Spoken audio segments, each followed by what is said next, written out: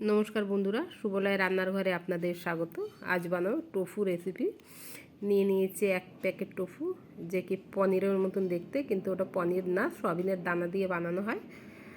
আর এইদিকে একটা পেঁয়াজ নিয়েছি, এদিকে একটা ক্যাপসিকাম নিয়েছি, পেঁয়াজটা একটু বড়ই নিয়েছি। টোফুটাকে পিস পিস করে কেটে নিয়েছি চৌকো, ক্যাপসিকাম কেটে নিলাম, এইদিকে পেঁয়াজ কেটে নিয়েছি। টোফুতে আমি কর্নফ্লোর দিয়ে মিক্স করে নেব। প্যানটা গরম হয়ে গেছে, দেবো সাদা তেল। তেলটা গরম হয়ে গেছে, কর্নফ্লোর মাখানো টোফুটা দিয়ে দিলাম।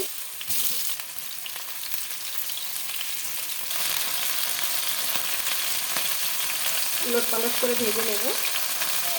ভাজা হয়ে গেছে, নামিয়ে নিচ্ছি। দেবো রসুন কুচি, দিয়ে দেবো আদা কুচি,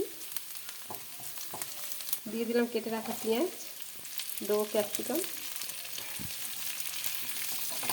দিয়ে দিলাম 3টে চেরা কাঁচা লঙ্কা, দেবো স্বাদ মতো লবণ। ভালো করে মাখিয়ে নেব লবণের সাথে।